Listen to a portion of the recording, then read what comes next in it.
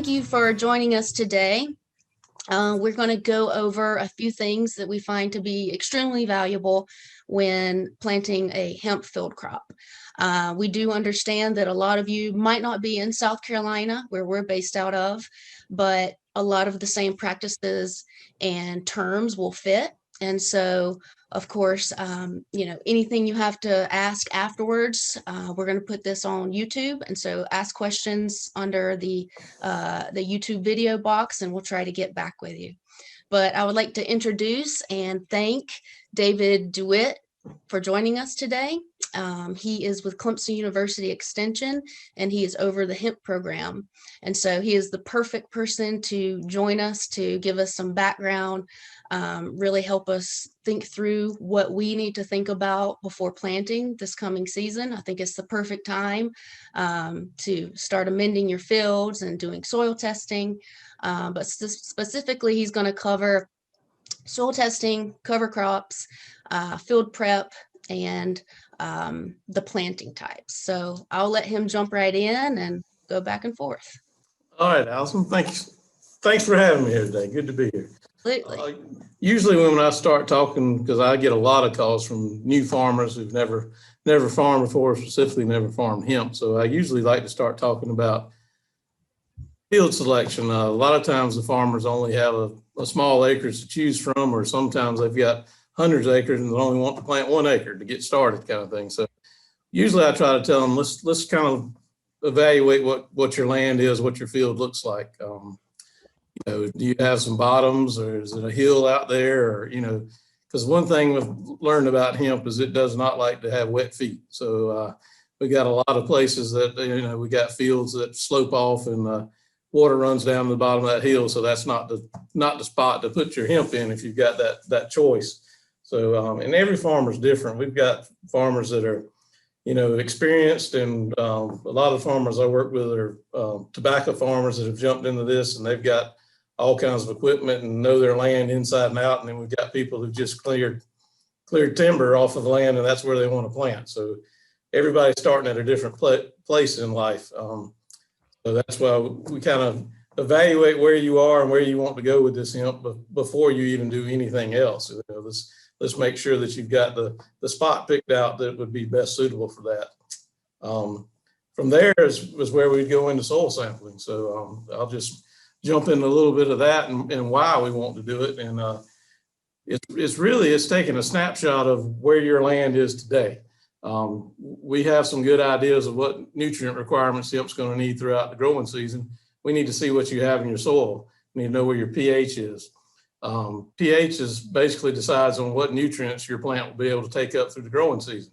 If pH is not in a certain range, you'll have certain nutrients will be shut off to your plant. So we want to make sure you get that.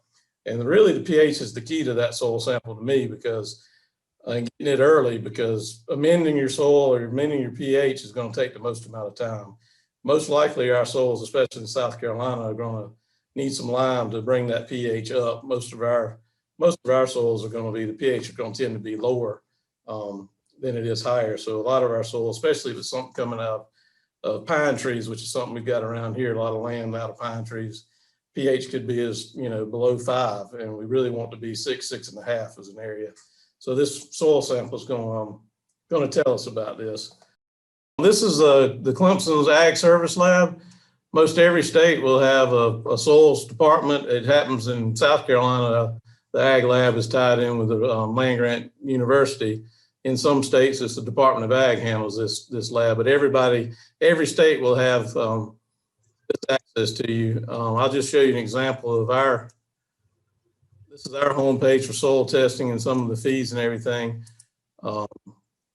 This is let's see, there's the form you'll have to fill out. It's fairly basic. And so which of these soil tests would you suggest the grower to get? Because I see that there's $6 for the standard soil test, which is a great price, but how far would you expect them to go? I really, especially starting out, just getting start with the standard. It's going to give you most everything you want. If you look up at the top of what's all included in that, that's going to get you everything you want. Organic matter is not, I mean, at least in South Carolina, that's certainly not a big deal because we don't have a lot of organic matter. None of the other things are going to be as important as the standard test is going to give you really all the information you need to start out with. So that's the one I recommend starting with. Get the standard, and we'll pull up a standard test and what the results look like. But just real quick, there's a few things, and this is pretty typical of most any form. You need to sample it. So, if you're depending on the size field that you have, how many samples you need to take, if we're starting out small and just doing a couple of acres, all the land in that acre or 2 acres is similar type land. It's not clay on one side and a dry sand on the other side. You can probably get by with one sample in a small place like that. But how we would do that one sample would be take 10 or 12 samples from that area and combine it all together and get one sample from it.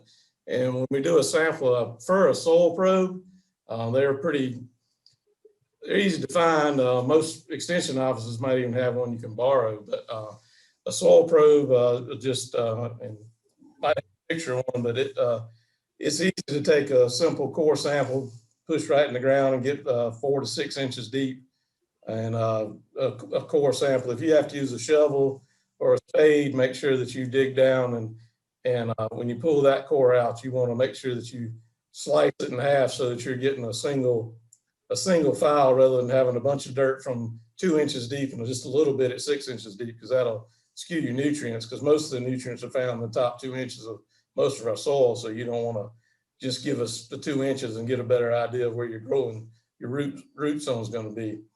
But so if you're only on an acre, 2 acres, you can probably, in this similar type dirt, one sample is going to be enough. If you're sampling a larger field, 5 to 10 acres, I'd probably recommend doing several samples of it. But for each sample, taking about 10 different pulls from that area, and do it in a zigzag pattern, kind of spread out over it, so you make sure you get a good idea of what you're really working at in the whole area. Mix that together in a plastic bucket. Don't use a metal bucket because that can change your pH some. Stir that dirt up in a plastic bucket from each one of those core samples, and then you put it in the bag. You can pick up a bag from the lab, or you just put it in a Ziploc bag type thing and send it in that way. But the standard thing, the sample ID, is you want to make sure you identify so that you know where that sample came from, especially if you're sampling different areas. Identify them in some distinguishing way, or record it in a way that you know where that sample came from and why. The soil code, each lab is going to have their own. It's based on the type of dirt that you have in your area. Usually they have a map on their page, and we can go to that and look at what South Carolina does. Crops grown, not every lab is going to have a hemp code, unfortunately. Clemson, we've been working for about a year to get a hemp code added, and we don't have it yet. We're using 100 bushel corn is the closest thing that we have for the recommendations. I know North Carolina's got a hemp code. Kentucky does. They've added one in, and hopefully we'll have one fairly soon here in South Carolina. But just put the crop grown, and that's going where your recommendations come from to base the amendments that you're going to do. Standard soil test is next there. I don't think we need anything else right that, and then the fee. So that's kind of the nitty gritty on that. If we want to look at some of the things, crop codes, soil codes, there's a little map. It talks about what each kind of soil is. And again, those might be different for your labs, but in South Carolina, 1 is sandy. 3 is what we have here in the PD area of South Carolina. Most all of our soils are fine, loamy soils. And the upstate is more of a code 4 for y'all. Y'all got more clay up there. Oh yeah. So that's kind of. Well, I got a couple questions for you to move on to the reports. All right. So say, for example, farmer is planting in a cow pasture for the first time.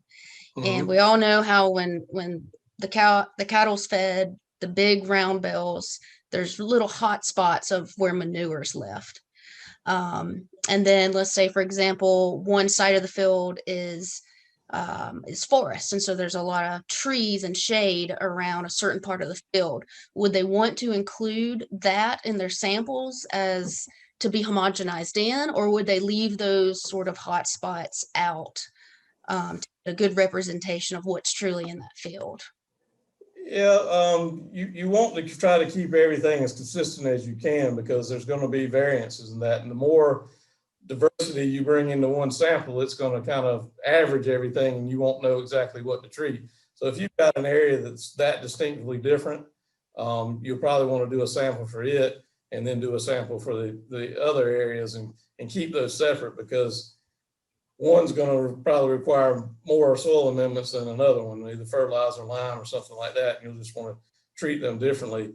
And true, also, I don't know how much, if you're up under the shade and that close to a tree line, you probably don't want to plant your hemp there anyway. You probably going to want, unless you're in an area that you just starve for land, you got a land shortage and want to get as many plants as you can, I would recommend keeping the hemp on your better dirt and your better land, and maybe if you got to plant a few more, a little closer together possibly, or to get more plants in your space or something. But I don't think this is a plant with the expense of each transplant, and Right. you're cramping them up against woods and worrying about root lines and stealing your nutrients and water from your plants and stuff. You want to try to stay on your best land you can pick out of your field there. Absolutely. And so something we've done, to try to monitor this over time is, all of our fields will take a overhead GPS shot, just basically from Google Maps, and we will mark where we take our samples from, and say there's a really high area and then the rest of the field is pretty standard. We'll do our composite samples like you're saying, one in the consistent flat area, and then the other where it's much higher and different.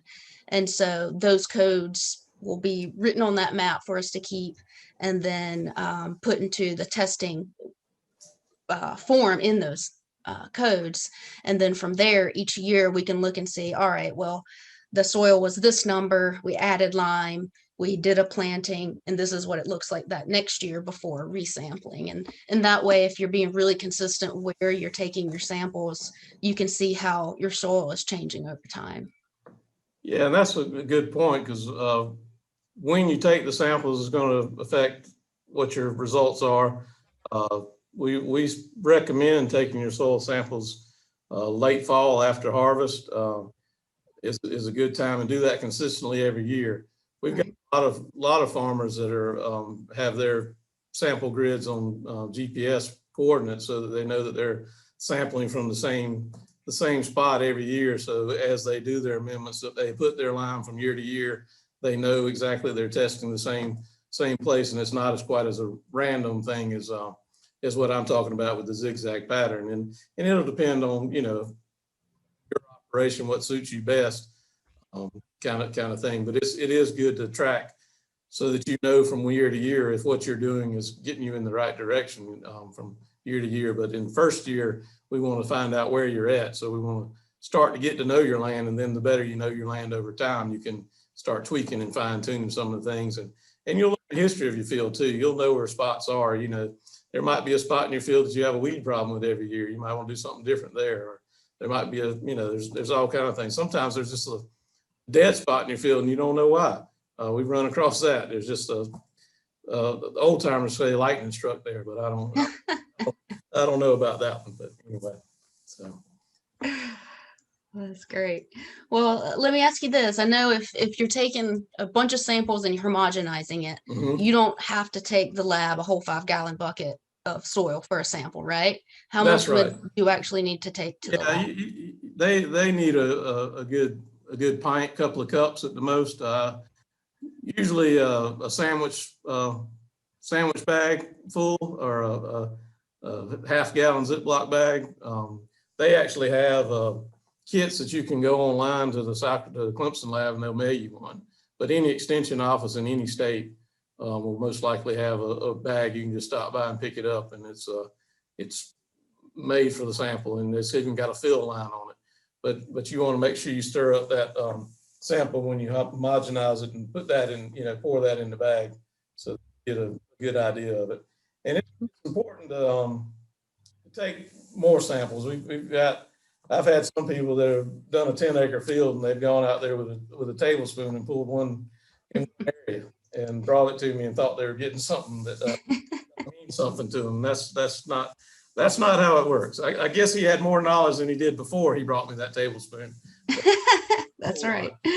So it's a lot like working with computers. The results you put in is just equals to what you get out of it. So that's the same thing with the soil lab.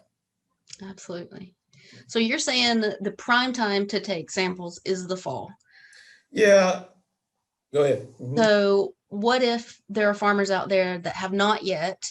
Is there still time to do it now? And would treatment be the same or not, depending on when they get those soil samples back? It's never too late to gain knowledge of what you're doing. I always kind of like asking a question. You're always in the right direction, but it might not be ideal, but it's still going to help you. The biggest concern was if you do have a pH problem and you need lime. Lime takes time to react with the soil. I mean, with lime, you're treating 6 inches of dirt is really what you're trying to treat on acreage. So it takes time to react and work the chemical breakdowns and everything. So that's going to be your biggest key as far as being late in timing. If you get the samples in, early fall, and you get a chance to get the lime out there over winter, and it has time to start working on changing that pH in a positive direction for you. But as far as your fertilizer recommendations and what you need to add for that, you're going to be fine, because you're going to not put your fertilizer out until shortly before planting, most likely anyway. Unless if you're going to be using some manure or something, I'd probably like to get that out a little. I'd hate to be spreading manure and setting plants in it the next day, but but for regular fertilizers, commercial fertilizers, you'll probably be spreading those mostly just ahead of planting anyway. Okay. Well, do you have a soil report example? I do. Let's see if I can pull one up here. If I'm soil pH. So we've got 5.7, and we said we prefer between 6 and 6.5. So that's a little bit low. 7.65 the buffer pH, and what the buffer pH is really telling you is how easy it is to amend the soil. That's the simplest explanation. So the higher that number, closer to 8 that is, the less lime it'll take to amend the soil. The lower that number, the more lime it'll take. So in our sandy soils down here, our buffer pHs are usually fairly high. So it doesn't take as much lime, but if you're in a more clay soil, then that buffer pH could be lower, and it will take more lime to move the same percentage on your pH number. So that's why that's numbers included in there. If you'll see down at the bottom right for the lime recommendations, if you're shooting for a 6.0 pH, the recommendation is to add 1,000 pounds to the acre. 6.5 is 2,500 pounds. What I'd like to do, just in my years of farming, is I usually like to kind of watch and usually spread about 1.5 tons to a ton if I needed lime. If I didn't need 1.5 tons or so, I probably waited to the next year. If I needed in that number, that was how I did on farming row crops.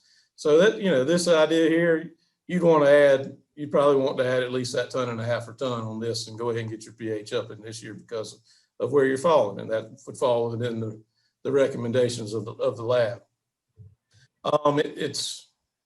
Notice we have 100 bushel corn. That was the crop that we had in our system that most resembled what we would recommend for hemp, floral hemp. The 120 pounds of nitrogen, that's kind of the range in work that's been done in the Southeast. It's kind of been the sweet spot as far as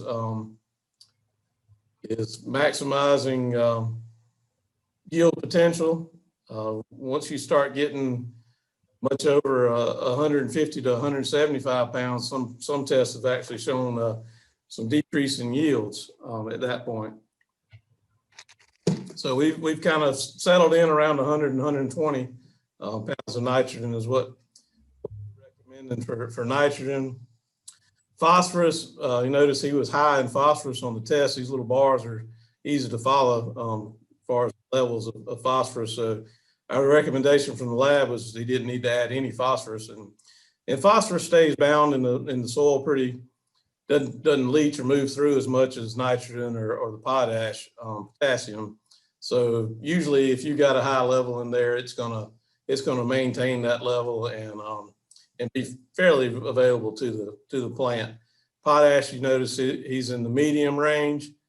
So we're recommending adding an additional 80 pounds of potash to that. And the nitrogen, we like to put a little bit up front, at least a partial amount beforehand or close to planting without putting it right in the root zone or anything. Don't want to burn any plants, but nitrogen will leach through the soil, especially in some of our sandier soils. So we usually recommend if you're following a tobacco model on bare ground, you may, and we'll get into that later, I guess, but we recommend splitting it at least twice throughout the growing season. If you're under plastic with drip tape, that's something that you can probably, through drip irrigation, fertigation, is supplemented throughout the growing season as far as that goes. Do you recommend to do both? If you are growing in plasticulture, would you do the granular type application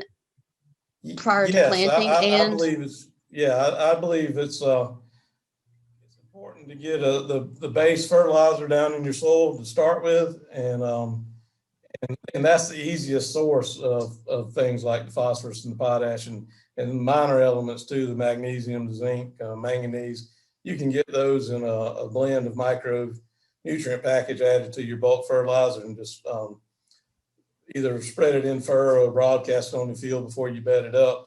And that's the easiest and cheapest way to get those kind of nutrients out there and available. And they'll be there for the plant because it's growing in the roots, regardless of whether the plastic's on top, they're still in the same soil underneath, whether you're bare bed or plastic. So I would definitely recommend getting it out there that way first, and then supplementing the feed through the fertigation through the season. And we've even got people that do, farmers I've worked with that on bare soil beds run the drip tape down after they get through with cultivation. They'll run the drip tape and use fertigation through the season to help supplement the nitrogen, especially once it gets almost time to start flowering, to give it a little extra energy as the plant's using up a lot of its nutrients to help fill those on out. So they'll supplement it toward the end with that. But we've had pretty good results with just granular nitrogen, calcium nitrate or potassium nitrate side dress on the side as well throughout the growing season. So, that's basically what the sound. Anything else, and you see more on the sample we need to touch on? So for most growers that traditionally have been growing in the field, they get the soil sample and they're off to the races. But a lot of the cultivators we work with are potentially from greenhouse growing or other places where they're not necessarily used to applying fertilizer on such a large scale. They don't even know where to get this sort of thing. So explain to me, if I've been used to growing in a greenhouse and I have this and I know I need to fix things, what do I do? Where do I even buy this from, and how is it? Well, that's a good question. It usually comes depending on the scale you're going to be working on. If you're on a less than an acre type scale, you can go to your local lawn and garden center, Tractor Supplies, those kind of things, and you can buy it in 50-pound bags. It's going to take you several of them, but that's probably going to be your best bet. Have your own spreader that you can put behind your small tractor or that kind of thing. Once you get above a half acre to a several acre scale, you're probably going to want to go to an agri supply center or farm center that's got either they have their own spreader or they'll blend the fertilizer to you. You can actually take this soil sample to a farm center, and they can prepare a blend for you to get you exactly what you need according to your soil sample. They'll pull in the different nutrients and the minor packages and stuff, and they'll blend it all in a big, looks like a cement mixer, and stir it all together, and they can put it in your spreader or put it in their own spreader truck and come out and spread it on the land for you. And that's probably, Yeah, if you they got to just put a, knock it out in no time with yeah, a that's giant right. truck. Yeah, those trucks do, they take, the big trucks take, they take like 100-foot swaths each time they go down the field. So it's widespread. They're designed to do hundreds of acres a day, not, that's an issue with smaller farmers too, even non-hemp farmers, but we've got farmers that are, they have 5 acres of sweet corn and those kind of things, and getting these big equipment to come work with them. So that's why a lot of people have either bought a pull type spreader that they can pull behind their tractor, or a slinger that, you can buy a 3-point hitch that can sling it out for you. And that's what you might most likely want to do if you're on a small acreage. You can buy one of those spreaders behind your small tractor and buy the fertilizer, and what you buy in the bags will come in a blend, and it'll have 3 numbers on the blend. The first number will be the nitrogen, the middle is phosphorus, and the last number is potash. So you'll find a blend, and you can look at, like on this, he needs 120-0-80. So that's for every 100 pounds of bag material. If it's a blend of, say, a 10-10-10 is the number on the bag, which is a fairly common one that's used in a lot of gardens. For every 100 pounds of that material, you're going to get 10 pounds of nitrogen, 10 pounds of potash, and 10 pounds of phosphorus. So you can see, if you bought a 10-10-10 blend, that you'd have to be putting a lot to the acre to get what you're achieving, and you'll get a whole lot more phosphorus than what you need. So many blends are available in bags. You just need to look at those numbers and do a little bit of math and calculate, and extension agents can help you with that if you need it.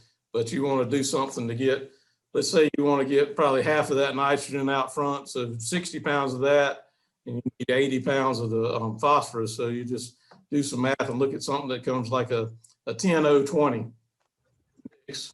So you'll need to get 60, you would need 600 pounds of that spread per acre to get to 60 pounds of nitrogen if you got something that low of nitrogen. So you probably want to look at something with a little higher percentage nitrogen.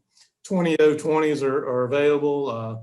20-10-20s are fairly common, but it's really just getting to your store and seeing what they have pre-bagged, and finding what fits what your recommendations are the best, and broadcasting that out there.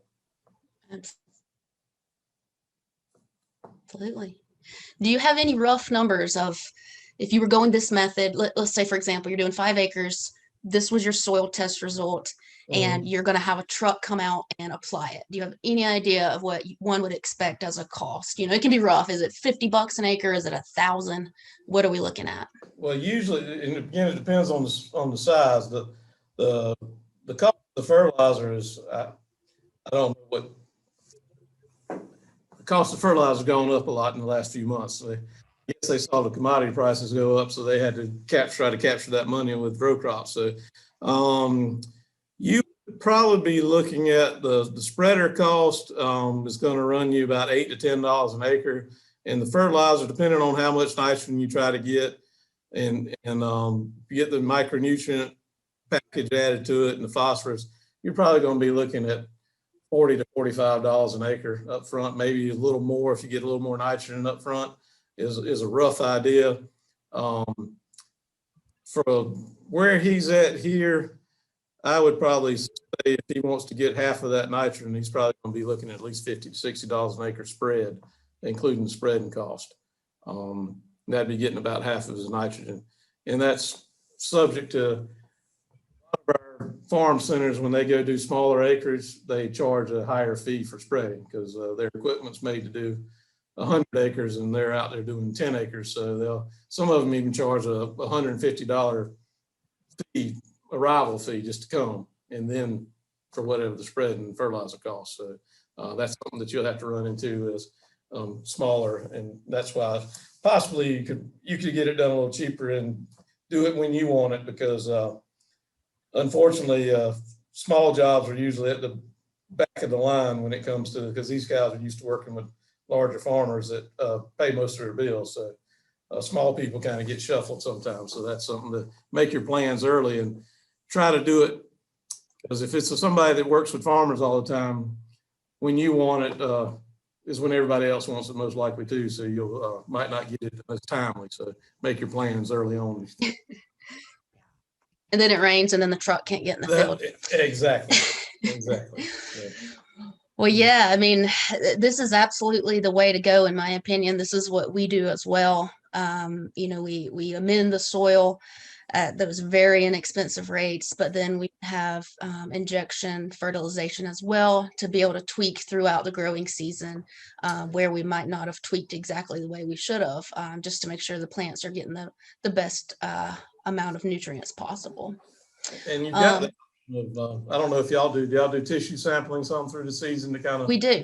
Yeah, that you can kind of tweak your fertigation schedule according to if the plant show they're lacking something throughout the growing season. That's good. Exactly. All right, so we can apply our nutrients on a granular scale, pretty much up to planting. But with lime, you said it's the most effective if we do apply it in the fall. But what if the farmer has not done that yet? Is it too late right now to go ahead and do it? No, it's not too late right now. And again, it's really not ever too late, because whenever you get it out there, it's going to start helping you some. It just would be better to get your pH to that level when you go to the field. I mean, it's going to, if it's the only time I wouldn't say do it is if it's going to be a one-time farm, you're on farm that field one time, you're not going to ever farm it again. Maybe not worry about it, because it might not benefit you this growing season. But I would say anytime you can do it, go ahead and do it, because the lime will start reacting some and could get you to where you want to be during the growing season at some point. But anytime it's not too late to go ahead and let's get it done and do what's right. And it really, if it's your levels are something drastic, like, below 5.5, 5.4, 5, or even I got one sample in a few weeks ago that was 4.7. It had been in pine trees for 30 years, and they just took the trees off this winter, and she wanted to plant hemp this season. And I was a little concerned about where she might be this growing season, just now trying to get lime out there. I don't know what she's going to, I advised her to let's try to amend this field this year and plant another field this year, for this growing season. So we'll see what she does with that, because I was a little nervous about where she might be with a below 5 pH number. Right. I've got a little slide I can show that might, as you can see, the graph on the right shows nitrogen, phosphorus, and all of our elements. And where it's green, that means that's fairly easy for that plant to take up nutrient. And as it gets thinner and yellow and red, it's less available to the plant. So as you can see, most all of our important, especially the macronutrients, are available most of that 6.5 range. So that's kind of why we go with that information. So that's just a little something so you can kind of visually see why we want pH is important. Absolutely. Say a grower, they don't want to apply elemental type nutrients, and they want to go a little more organic, and they want to apply manure. When would that happen, and how would one go about getting bulk manure? Well, that's a good question, finding the bulk manure, because it's getting harder and harder. Right. If you have neighbors that farm, have poultry litter is the best litter, that most efficient litter that we can find. There's other kind of manures don't have as much value to them as poultry litter does. And you want to spread it, not the day before, because you want to give it time to start reacting in the soil and probably till it in, but you want to spread it within a month of setting out your plant. So you don't want to be too far ahead with it, because it does have some nitrogen that's readily available. And if you don't get fairly close to that, you could lose some of that some of that nitrogen that would be available right from the start. So you don't want to be too far out, but you want to be far enough that it's got time to kind of not smell anymore. And that's not because you don't want to smell it. It's just that'll kind of give it time to have blended in with your soil a little bit and be ready to go. Finding it is going to be a problem. Getting it spread's going to be an issue, depending on where we've got, where I live, I'm surrounded by poultry houses all around the PD here. We've got poultry houses, turkey and chickens, and everybody's cleaning out their houses. And the closer you are to a house, the more happy they will be to drop it off for you. If you're somewhere that doesn't have many poultry houses, then getting it's going to be hard. They do sell some bag manures and things that you can, small scale that you could use. One problem you run across is, the manure is going to have what the manure has. It's hard to dial in exactly your blend. Even some of the bag stuff, they'll have some guaranteed analysis on it and what it should contain. But we do, the Clemson lab also does manure sampling, and they'll do it's called a special, and it'll tell you all the nutrients that's in that sample as far as the nitrogen that's available, and what's organic and inorganic, so what's available right now and what will be available over the coming months. So they that's there, but getting all the nitrogen that you would need from just manure, especially out front, is going to be a hard thing to do when you're talking about a crop that you're looking for over 100 pounds of nitrogen. You're going to be talking about 4 tons to the acre to get that much nitrogen, most likely at least, and that's really not practical. So, getting that out is a good starter fertilizer, and you can get most of your potash and your phosphorus and your micros will come from that litter, and you'll probably get what you need from. Most people spread about 2 tons, a ton and a half to 2 tons of good manure per acre is a pretty standard rate that most people put, and they get most everything they need for the growing season from that amount. But the nitrogen, you're going to have to supplement some kind of way, and finding a good nitrogen source in the manure range that you can just get the nitrogen from, that's where it gets a little bit tricky on the back end. But if you're going to do the drip irrigation, you can supplement it that way and get what you need with nitrogen wise is a possibility. Sure. One big question I always get, whether it's manure or compost, especially being hemp, is how do we know that we're not going to basically litter our field with pesticides from the manure?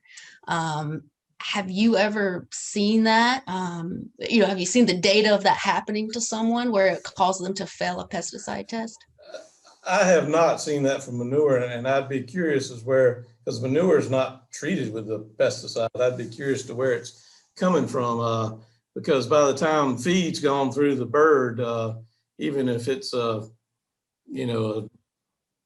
corn that's been sprayed with dicamba or something, by the time that's gone through the corn plant, through the kernel of corn, through the bird, and into the waste, and then gone through a heat a couple of times, probably in the manure piles, I've yet to see anything show up that lives through that whole cycle. I've heard that fear, but I've yet to see it in reality. I hadn't seen any testing, and we've got the Department of Ag here they can do some testing in fields for pesticide residues in your land before you plant, so you can get an idea if there's anything in your land. And we do, the Clemson lab can do heavy metal screening of your land. Now, the problem is, though, nobody that I've found, and I've asked a bunch of companies that were asking people to do heavy metal testing, nobody can tell me what that level is in the land that would be a problem to show up. We've had some fields that we know of, right, but we tested the land before the hemp was planted. It was a little higher in a couple of heavy metals than what all we can go by is normal for South Carolina. They were a little bit higher. Flower samples never showed any spike of anything. So what actually gets from to go back to your original question, I guess it's a long process to go through everything and then go through the plant as well, through the hemp plant, and then show up in the flower. Right. That's a lot of processes and a long step, especially if somebody's worried about, because a lot of times that question goes back to a GMO corn or GMO soybean, how that's going to show up in hemp. And I just, it's hard for me to connect that path and journey to be a reality. I've never seen it, but I understand that that's a question that gets asked a lot. I've never seen the science to support it. So, If you ever do see the science, I'd love for you to share that with me. Yeah. So anyway. Okay, well, I think that gives us a great idea of how to prep the field nutritionally. What do you recommend with cover cropping, and how can that add to the nutrition and add to organic material implementation? Yeah, well, cover crops, just the land does better if it's growing something. I mean, that's what soil is designed to be, a growing medium. I mean, it's supporting, there's a life cycle in there. There's a microorganism, bacteria, everything that's in soil. So as long as it's actually growing something, it's going to improve your soil health in general. And there's different species of crops.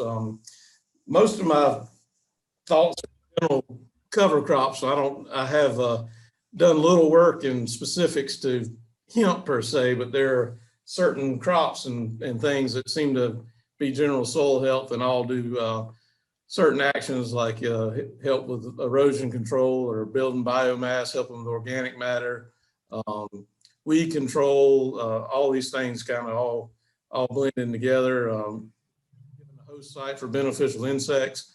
Of course, a drawback to that, if your beneficial insects are having an environment, sometimes non-beneficial insects can find a way to live in there as well. But most times the availability of beneficial insects will far outweigh whatever may come as far as a detrimental insect as you go into the growing season. Usually we like to talk about in and planting as soon as you can get the crop off, early fall. So if you get your harvest done in October, try to go ahead and get planted shortly after that. So there's not a fallow time in the field, that something will be growing fairly quickly. A mix of seeds is what I find research and what we've looked at seems to be the best. To have start out with some kind of a cereal, a grass, a wheat, a rye, those kind of crops. They'll help, especially with creating biomass and erosion control. They'll help with nematodes. They're not a host for nematodes, so they'll stop nematode growth. Those kind of things. So that's one part of the mix. You got to be careful with over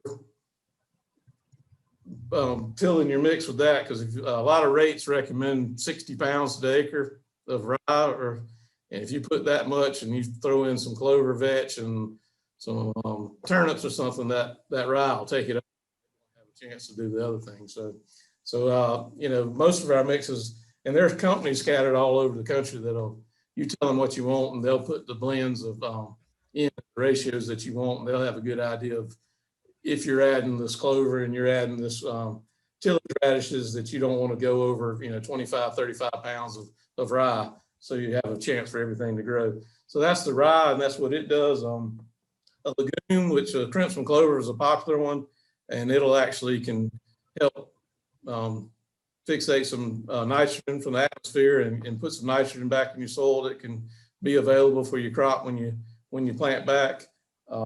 That's one kind. And then the brassica, which is what I could talk about, tillage radish, they can help with soil aeration, and that's a good thing. You think of a turnip growing in the ground, can grow 4 to 6 inches, even up to 2 feet is what people claim. I have yet to see one get that deep in our soils.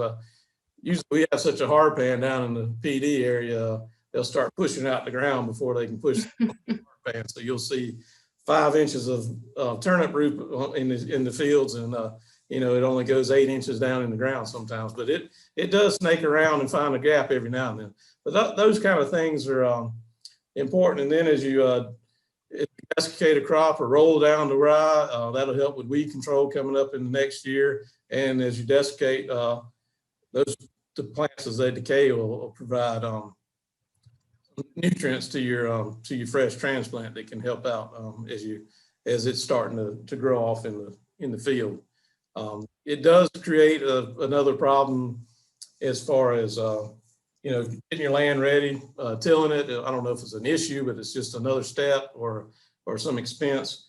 We've got some growers I've worked with that won't till the whole field or even desiccate the whole field. They'll choose out their strips. And Allison, I think your mom's was first I visited in 18, first year. They ran it right into pasture land, and several people have mimicked that, and that's worked really well because you've got a controlled space between the plants and then the plastic beds, and it made for real easy control. And that's what some folks are doing with the cover crops. They're not disturbing the between their rows. They're going in and tilling up just the place they're going to plant and their plastic, and then operating their hemp crop in that. And then it's much easier to maintain the space in between the rows. And some people are actually coming back and planting a clover between the rows to help, with weed suppression in the middles throughout the growing season. So all kind of options on that. Yeah, a lot of good options there. Yep. All right, so after we've put in our cover crop and got it back into the ground and have our nutrients the way we want it, as far as tractor implements, pretend you're talking to someone that just bought a new tractor and they're excited, but they don't really know how to use it. What sort of implements would they need to make their soil, a nice consistency and plant ready?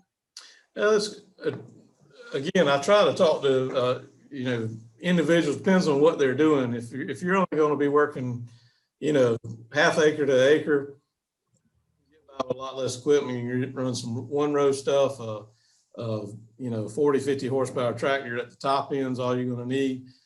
If you're going bare ground, which is what I call a tobacco model, really all you need is some kind of tillage device, a rototiller or a disc harrow, something that can kind of chop up and smooth the land, get a soft prepared seed bed, and then you just need a bedder. It's a one row bedder. It's basically two discs that kind of furrowed together and they just throw up a bed. Most tobacco models are on 48-inch beds. If you're going to go with a plastic model, they usually use a 5-foot bed. That seems to be more of a standard. The big difference in the vegetable model or the plastic is you've got to have the machine that puts the plastic down. They're not expensive. I just talked to a farmer today who just bought one for this season, and I think he said he gave $2,800, and it's got the bedder, the plastic layer, the drip tape, all, and it goes behind. He's got a 35 horsepower tractor. He says it's a little heavy on the back when he picks it up, but other than that, it's good to go. So all he's got to do is get his land tilled up in a well-prepared seed bed through disking and harrowing. You want it to be fairly level. And you run that and you're ready to go. If you're not going to plant by hand, you need some kind of transplanter or water wheel or something like that to go out. But, again, on your scale, you don't have to plant it all in one day. So if it's, if you're going to go along and pop plastic and set the plant by hand, then that's doable too.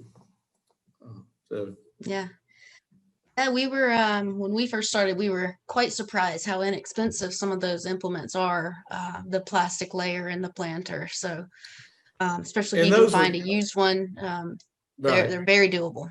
Yeah, and as you go up in scale of farm, that those equipment will be larger and it will be more expensive. They've got ones that'll do multiple rows at a time and all that. Cover more land. So it just depends on but for most people, and what I hope most people are going to be on the scale of, it's going to be this one row equipment that's really not that expensive. And and you can find a lot of used stuff. So you can borrow from a neighbor, because a lot of people are farmers now that, have their little estates that they call them, or they like to have their tractors and stuff like that. So there's a lot of things like bush dogs and 5-6 foot disc hairs and that kind of thing. The one problem I was trying to allude to in cover crops is if you get a heavy dry and you're trying to disc with a smaller disc hair, it just doesn't have the weight to till in the land. So you might need to cut it with a mower or something first, and let it kind of rot in the field a little bit, and then come back with a mower, a disc to kind of turn it into the soil, because a lot of times 5-6 foot disc hair just doesn't have enough weight and down pressure with a small tractor to turn in heavy residue.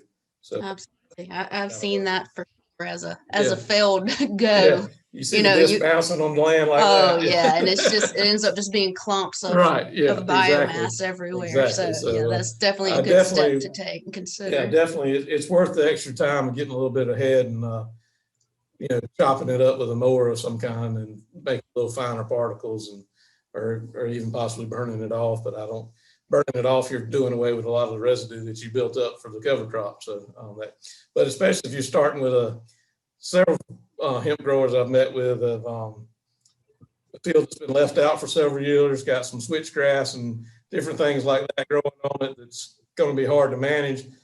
They've burned it off and kind of get rid of that stuff that's kind of just come on the land over 2 or 3 years of abandonment. And it's been a way to start than it would be if you just go out there or disking and that kind of thing.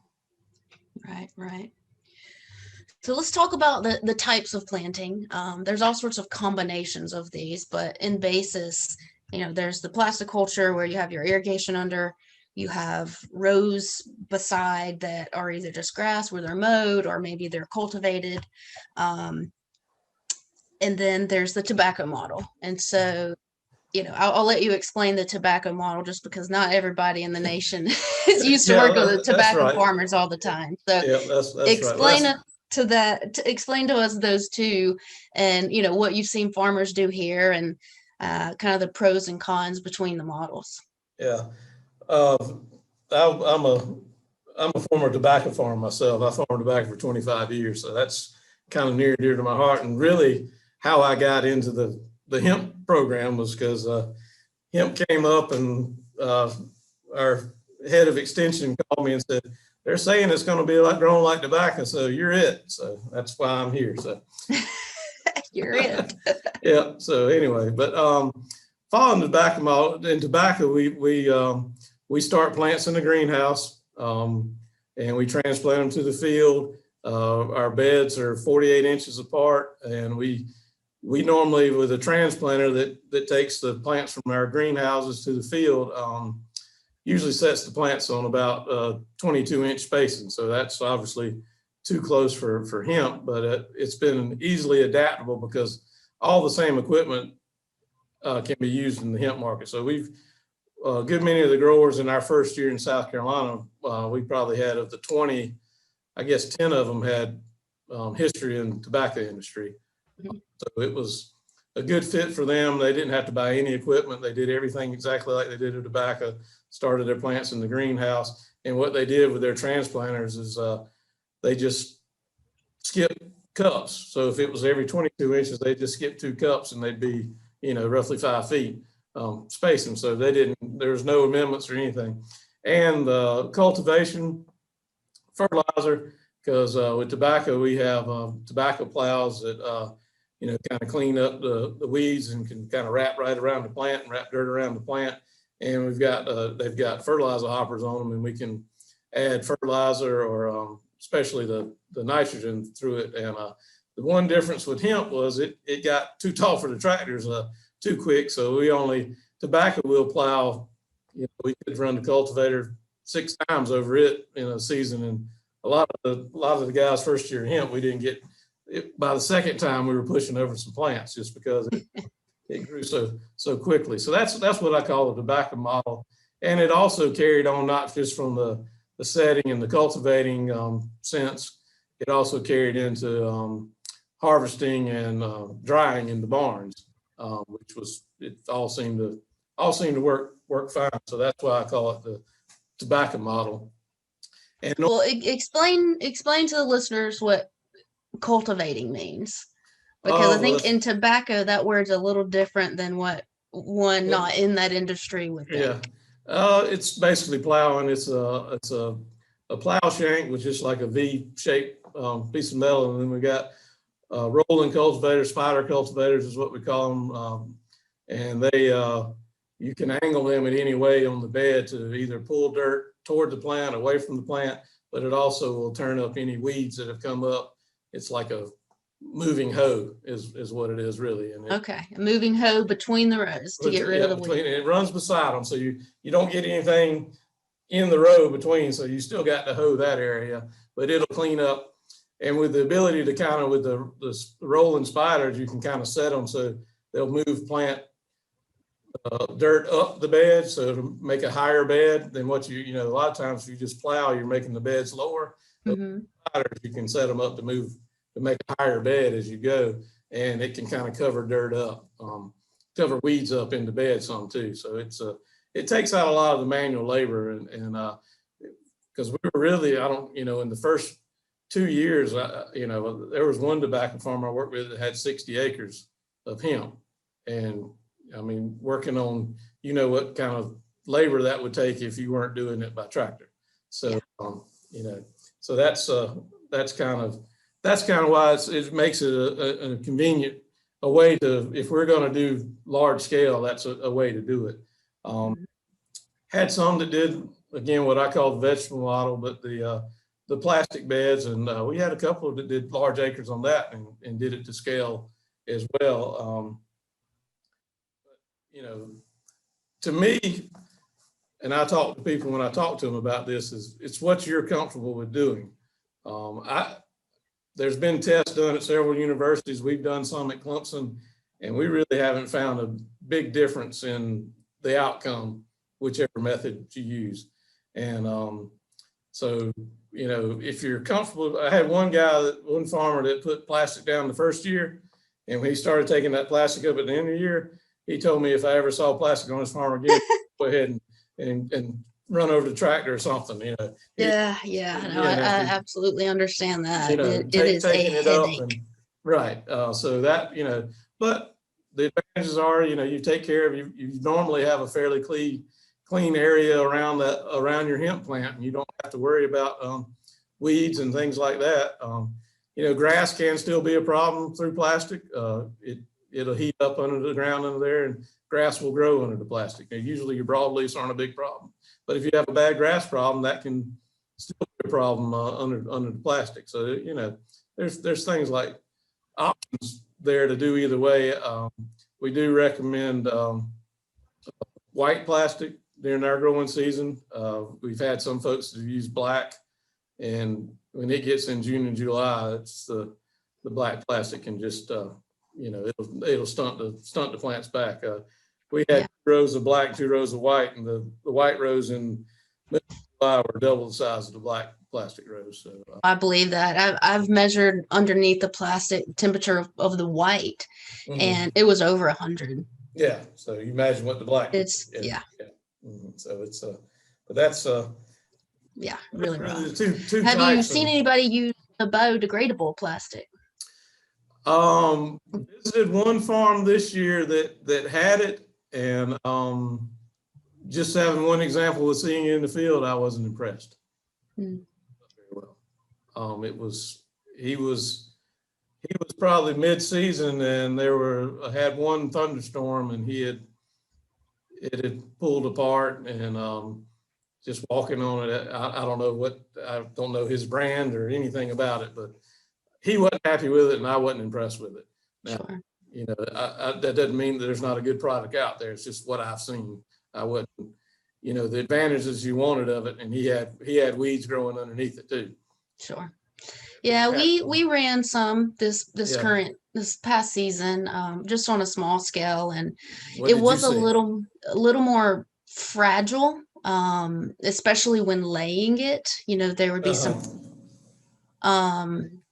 But besides that, as far as during the season, it worked really well. It didn't rip up like you saw, but again, Right. it could have been a different brand. That's right. But you know, I'm embarrassed to admit we have not pulled our plastic up yet. Well, We are currently doing that, and just seeing what it looks like at this point, it's not as degraded as I expected, and so now I'm worried. The goal is you're supposed to be able to just plow it in, right, and right. it'd Yeah. be done with. And Mhm. so now I'm wondering, once we start plowing, is it really just going to wrap around the tines and just Right. be as annoying as the regular plastic Right. is? Or actually be worse because you anticipated it doing one thing and it does. Yeah, or worse. Yeah. Mhm. Well, Exactly. I'll in the keep you middle of updated on March. that, but yeah. Yeah. But no, I've got high hopes for it because that is my Yeah. favorite type of growing. And if we could find something that is biodegradable and you don't have to pick pieces of plastic up out of your field, then that would be Oh, yeah. Yeah. Because that's, like I said, that's the biggest drawback I've seen to the plastic is the removing the plastic. Yes, 100%. Yeah. And then you've got to find somebody where to take it. Yep, exactly. So anyway. Well, David, this has been absolutely educational for Well, I hope me, and so. I'm certain for our listeners. So thank you so much for being here with us. I'd like to just leave this by saying, this is extension. This is Clemson extension. This is extension that you'll experience in any state you're in. Take advantage of it. They love to talk to you. They love to help you interpret your soil reports. That's what they're there for, is to help you with farming. So never be afraid to reach out. That's what they're there for. Yep. You're already paying us. Might as well use us. That's right.